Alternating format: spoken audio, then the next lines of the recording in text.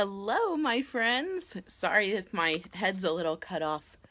My tripod that I used to have broke, so now I have this different thing that's holding my phone. So nice to be back at Children's Half Hour here. Welcome to Stories and Songs with Jessie. I don't even remember the last time that I've been on here, actually, and I think I was right in the middle of Junie B. Jones is a Party Animal. So I think what I'm going to do is I'll restart this book so that we're not like just starting right in the middle of a book and being confused. And I'll sing a little bit of karaoke for you. Yeah, I rushed here right from work, so I apologize that I'm late. But it's so great to be here. So, with Junie B. Jones as a Party Animal, like I said, I'm going to start over the book because I feel like, yeah, it's been a while since I've read. And then we'll be able to not be confused of what's going on in the story. So, I'll do some of that and then maybe we'll get to some singing then afterwards. So, here we go. Chapter 1, The Richiest Nana. My name is Junie B. Jones. Except I don't like... oh, my goodness, I'm so out of it. Sorry, guys. Take 2. My name is Junie B. Jones. The B stands for Beatrice, except I don't like Beatrice. I just like B, and that's all. I am almost 6 years old. Almost 6 is when you ride the bus to afternoon kindergarten. My bestest friend named Grace rides the bus with me. Every day she sits right exactly next to me, 'cause I save her a seat, that's why. Saving a seat is when you zoom on the bus and you hurry up and sit down. And then you put your feet up on the seat next to you. You can see here. Junie B is saving that seat.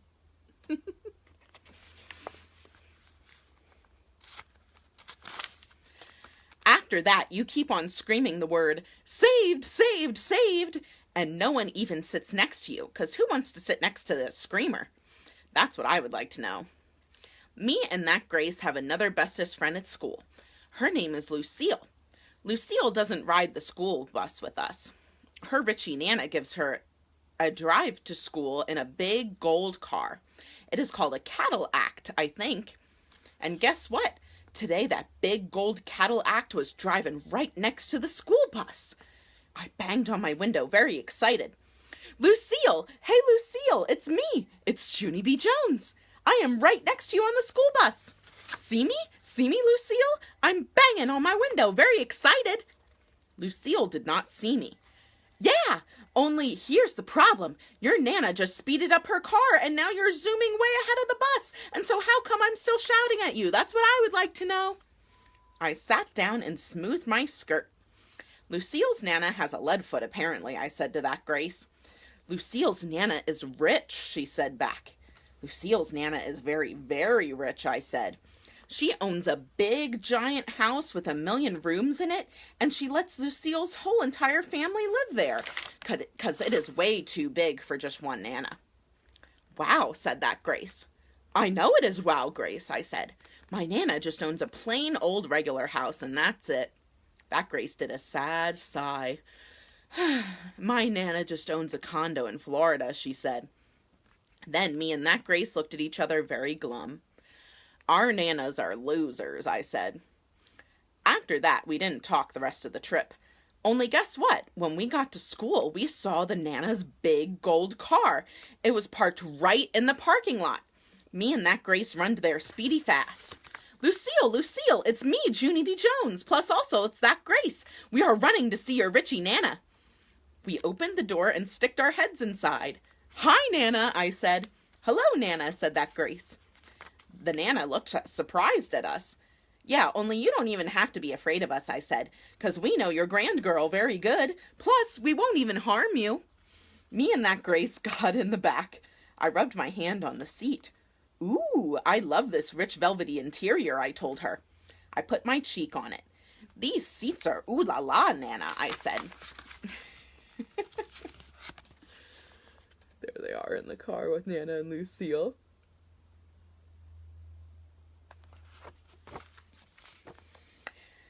Lucille looked grouchy at me. Don't call her Nana. She's my Nana, not your Nana. Lucille, said the Nana, very shocked. What's gotten into you? Your little friends are darling. Yes, Lucille, I said. I am darling. Plus, that Grace is darling, and so back off. Right, Nana? The Nana did a loud hoot of laughing. Hey, you are the friendliest Nana I ever saw, I said, and so maybe me and Grace can come see your Richie house sometime. Lucille's Nana did another loud hoot. Then me and that Grace did loud hoots too, and all of us kept laughing and laughing. Only not Lucille. Chapter 2. Excellent work of us. Lucille sits at my same table in room 9. She kept on being mad at me, only I don't even know why. That is a lovely sweater you are wearing today, Lucille, I said, very pleasant. She scooted her chair away from me. I scooted next to her. Ooh, is that sequins I see on the collar? 'Cause sequins are my favorite little shiny, roundish, beady things, I told her. I touched one of the sequins. Lucille pushed my hand away. I tickled her under her chin, very friendly. Coochie coochie coo, I said, real fun. Lucille turned her back to me. I swinged her ponytail. Swingy, swingy, swingy, I sang. Just then Lucille springed out of her chair. Stop touching me, she hollered right in my face. My teacher hurried to my table, speeding fast. Her name is Mrs. She has another name too, but I just like Mrs., and that's all. I smiled at her, very cute. Hello, how are you today? Me and Lucille are not even fighting. We're just having a loudish conversation. Mrs. looked funny at me. I think I might have mispronounced this because it's so easy to miss the S. So Junie B said, Hello, how are you today? Me and Lucille are not even fighting. We're just having a loudish conservation. Mrs. looked funny at me.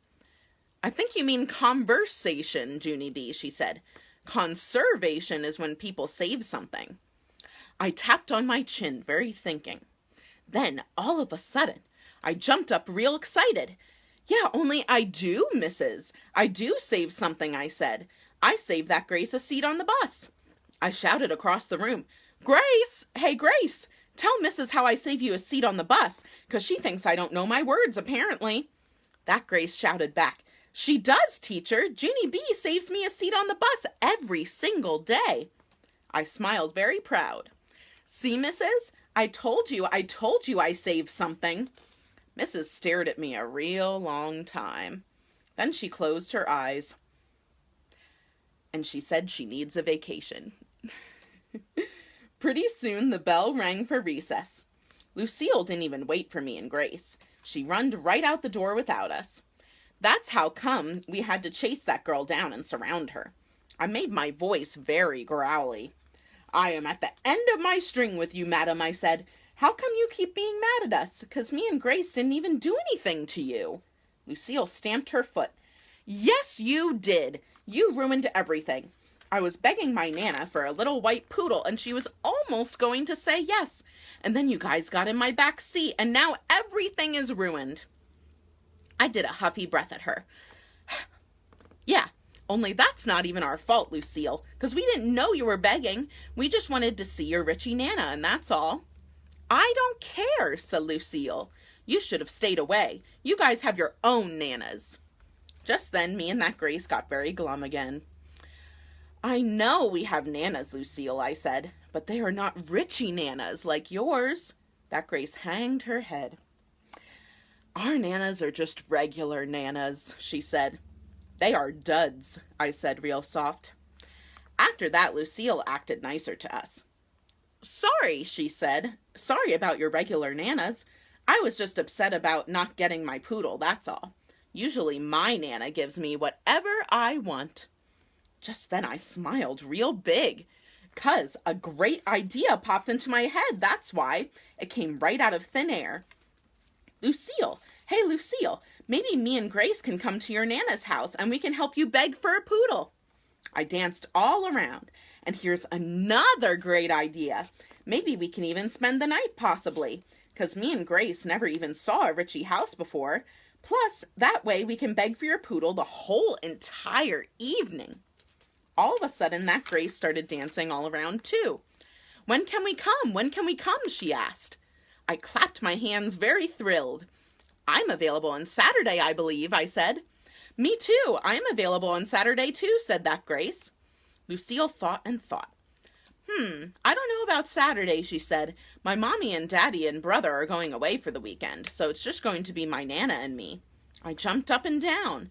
Hooray, I said. That will work out even better, 'cause now we can beg for your Nana with positively no interruptions. Just then, Lucille started to smile. Hey, yeah, why didn't I think of that, she said. I pointed at myself. 'Cause I'm the brains of this outfit, that's why, I said, real happy. And after that, all of us skipped around and around. Plus, me and that Grace did a high five. 'Cause we were on our way to the Nanas, of course. Chapter 3. The Rules. Guess what? Guess what? On Friday, Lucille's Nana called my mother, and she invited me to spend the night with Lucille on Saturday. And Mother didn't even say no. My feet zoomed all around the house when I heard that. I'm spending the night! I'm spending the night! I'm spending the night! I shouted. I zoomed into my baby brother Ollie's room. Hey, Ollie, I'm spending the night! I'm spending the night! I'm spending the... Just then, Mother runned into the door, and she swished me right out of there. It was not pleasant. I brushed myself off. Yeah, only you shouldn't actually swish people, I said, kind of quiet. Mother raised her voice at me. How many times, Junie B? How many times have I told you to stay out of Ollie's room when he's sleeping, huh? How many? I thinked for a minute. 1,000,000 bazillion, I said. But that's just a ballpark figure. Mother glared at me, very mad. I rocked back and forth on my feet. A ballpark figure is when you don't know the actual figure, and so you make up a figure. 'Cause that will get people off your back, I explained. My boyfriend named Ricardo said that. His father sells insurance, I believe. Mother tapped her angry foot. We are not talking about Ricardo's father, Junie B. We are talking about going into Ollie's room while he's sleeping. And besides, I haven't said that you could spend the night at Lucille's. I want to talk it over with your father first. I hugged her leg. Please, Mother, please, please, I'll be good. I promise, I promise. Just then the front door opened. It was my daddy. He was home from work. I run to him like a speedy rocket. Then I hugged his leg too, and he couldn't even shake me off. I'll be good, Daddy. I promise, I promise, I promise. All of a sudden, Mother swished me away again. She put me down in the living room. Then she and Daddy did whispering in the hall. And guess what? They said I could go to Lucille's. Yippee, yippee, yippee, I shouted. After that, I started to zoom some more, but Daddy quick grabbed me by my belt. Yeah, only here's the problem. I'm not actually zooming, I told him. No, here's the problem, said Daddy. Before you spend the night with Lucille, you have to agree to the rules. I raised up my eyebrows. Rules? I asked. There's rules involved? Lots of rules, said Daddy. Then he and Mother bended down next to me, and they told me the rules of spending the night. They are no running, no jumping, no shouting, no squealing, no hollering, no snooping, no spying, no arguing, no fighting, no cheating at games, no talking back to Nana, no breaking other people's toys, no grumping, no crying, no fibbing, no tickling people when they say no, no staying up late, and absolutely no headbutting. After I heard the rules, I did a sigh. Yeah, only that doesn't actually leave me much to work with, I said. Mother ruffled my hair. Sorry, kiddo, but that's the deal, she said. Take it or leave it. Take it, I shouted out. I'll take the deal. Then I kissed Mother and Daddy on their cheeks, and I hugged them very tight, and they couldn't shake me off again. Chapter 4. Packing my bags. The next morning was Saturday. I jumped out of bed and runned to the kitchen. Then I got a big, giant plastic bag, and I run back to my room to pack for Lucille's. First, I packed my favorite pillow. Then I packed my pajamas and my bathrobe and my slippers that look like bunnies. Also, I packed my blanket and my sheets and a small, attractive throw rug. Finally, I packed my stuffed elephant named Philip Johnny Bob. He looked up at me from inside the bag.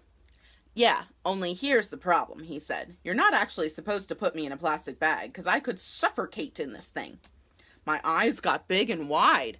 Oh no, I said, real upset. I forgot about that. That's how come I quick got my scissors and cut air holes for that guy. Philip Johnny Bob sniffed the air. Better, he said. I petted his trunk. Then I went into the family room and I watched cartoons till Mother got up. Pretty soon I heard her slippers in the hall. Mother, Mother! I'm all ready, I said. I'm all ready to go to Lucille's. I pulled Mother into my room and showed her my plastic bag.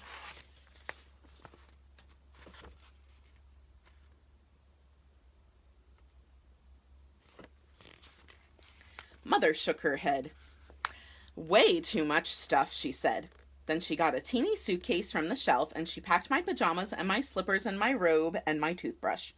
After that, she got a sleeping bag from her closet and she put my pillow on top of it. There, that's all you'll need. You're all set, she said. I springed into the air. All set, I hollered real joyful. Junie B. Jones is all set for Lucille's. After that, I quick grabbed Philip Johnny Bob and I dragged my stuff to the front door. All righty, let's be on our way, I shouted very excited. Mother was in baby Ollie's room. She didn't come. Okie doke, I'm going outside now. Junie B. Jones is going outside to get in the car, I shouted louder. Just then Mother run to get me. No, Junie B., no. I'm not taking you to Lucille's, remember? Lucille's Nana is picking you up at 3 o'clock. I told you that. I'm sure I did. All of a sudden, my shoulders got very slumpy, because I didn't actually remember that information. That's why. Darn it, I said very sad. 3 o'clock takes forever. After that, I slumped to the table and ate my breakfast. Then I sat on my front step and I swinged on my swings, and I read some books, I ate a cheese sandwich, and I counted to 1,000,000 bazillion, and I sat on my step some more, and then guess what? 3 o'clock finally came. I saw the big gold car in the driveway. Hey, she's here, she's here, she's here, I yelled real thrilled. Mother and Daddy hurried to the door. Are you ready to go? Said Mother. Ready, I yelled. Junie B. Jones is ready to go. The Richie Nana got out of her car. I throwed my arms around her. Hello, Nana. Hello, hello. I've been waiting for you the whole livelong day. Mother pulled me off that woman. Sorry, she said. I'm afraid Junie B. has a little extra energy in her. She's been sitting on the step for hours. I leaped way high in the air. Sitting on the step, I said. Junie B. Jones has been sitting on the step.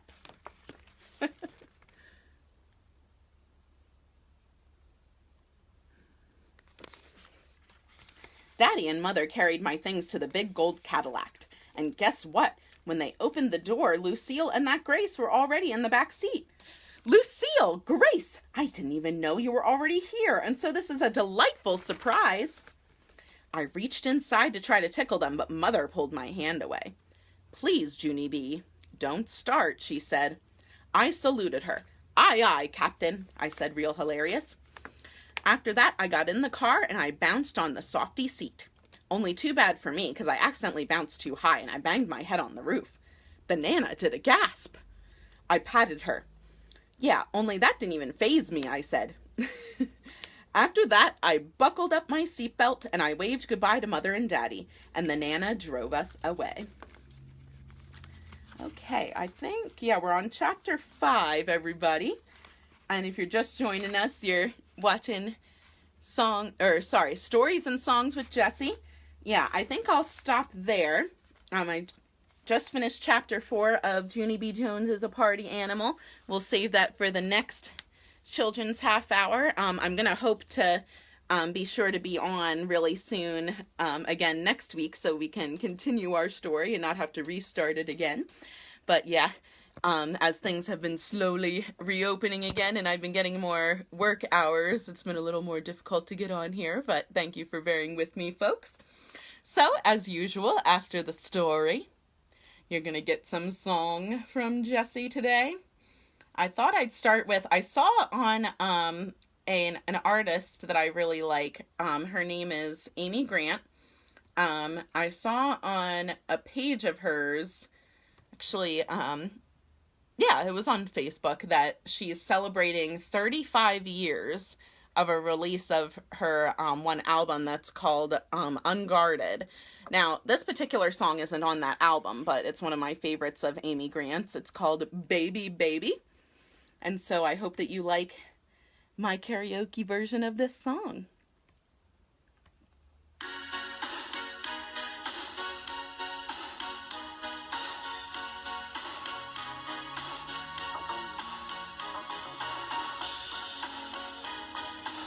It's nice to groove to.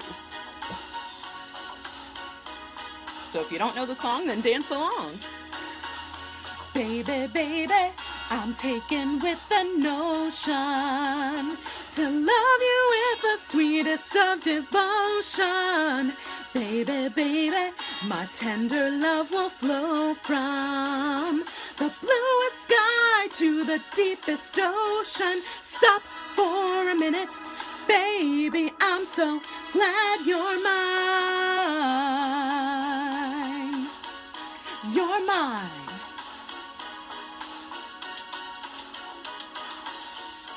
Baby, baby, the stars are shining for you. And just like me, I'm sure that they adore you. Baby, baby, go walking through the forest. The birds above us singing you a chorus. Stop for a minute, baby, I'm so glad you're mine. Oh yeah. And ever since the day you put my heart in motion, baby, I realize that there's just no getting over you.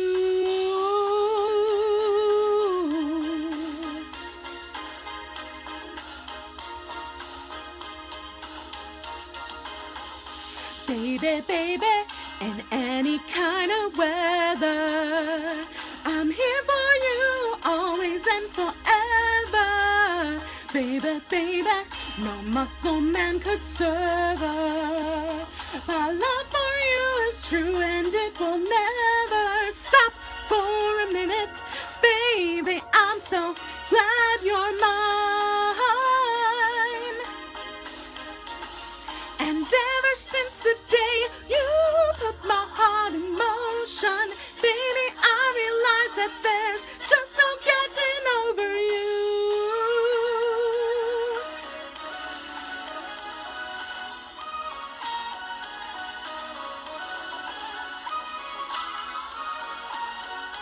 Dance break.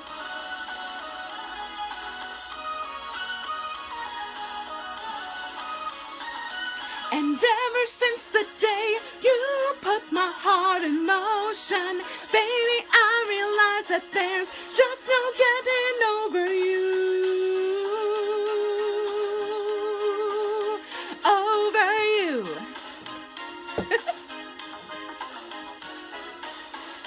Baby, baby, always and forever.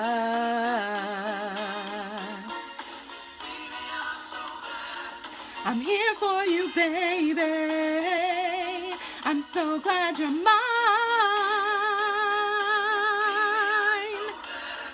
When I think about you, it makes me smile.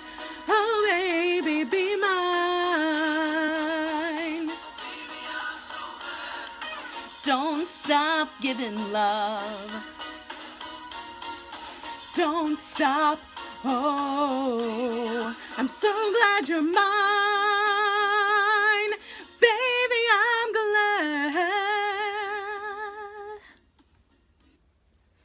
Woo! Okay.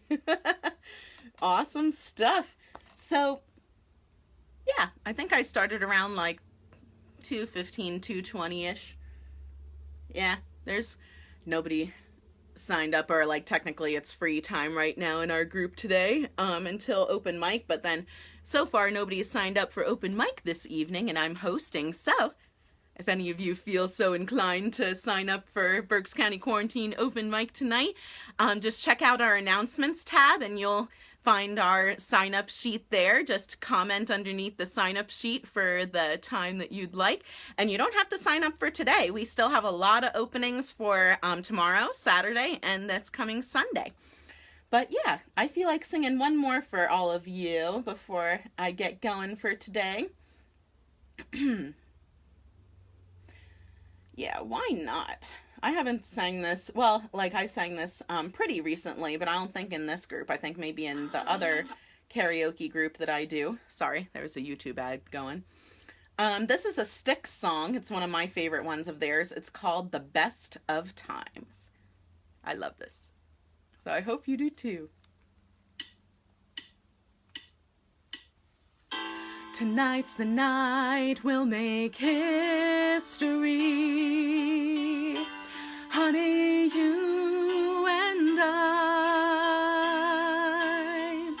'Cause I'll take any risk to tie back the hands of time and stay with you here tonight.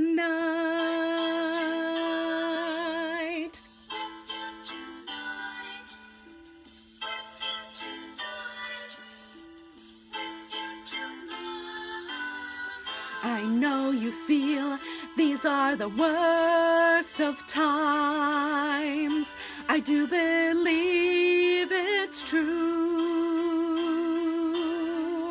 When people lock their doors and hide inside, rumor has it it's the end of paradise. But I know if the world just passed us by, baby, I know I wouldn't have to cry, no, no. The best of times are when I'm alone with you. Some rain, some shine. We'll make this a world for two. Our memories of yesterday will last a lifetime. We'll take the best, forget the rest, and someday we'll find these are the best of times. These are the best of times.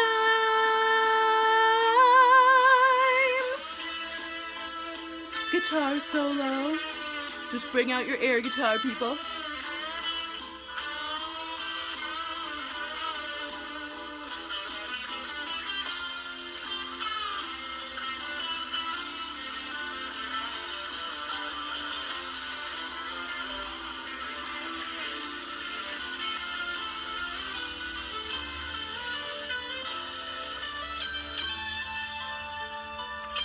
Oh, piano too.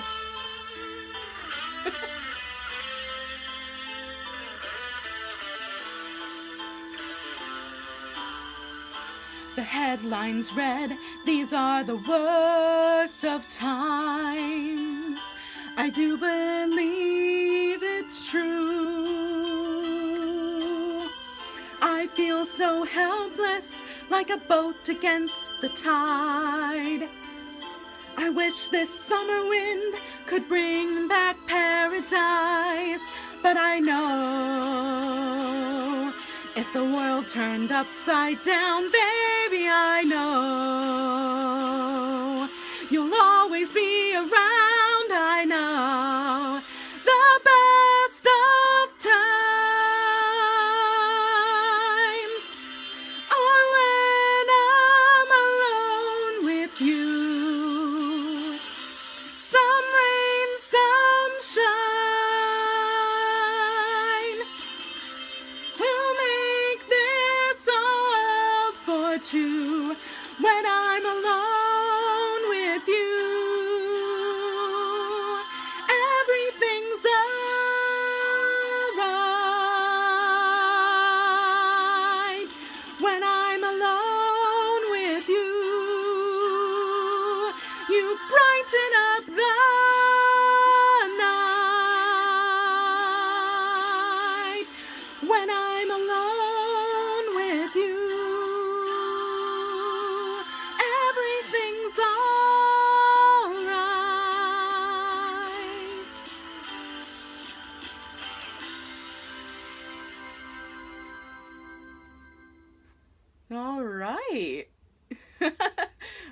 Awesome. Well, thank you again for listening to Children's Half Hour for today. I probably went a little bit over half an hour, and and sorry that I was late. I was rushing home from work to hang out with all of you today in Berks County Quarantine Open Mic. Thank you so much. You were just listening to Stories and Songs with Jessie, and I am coming to you live from the Hornberger House, Queendom. Have a great rest of your afternoon, folks. Bye-bye.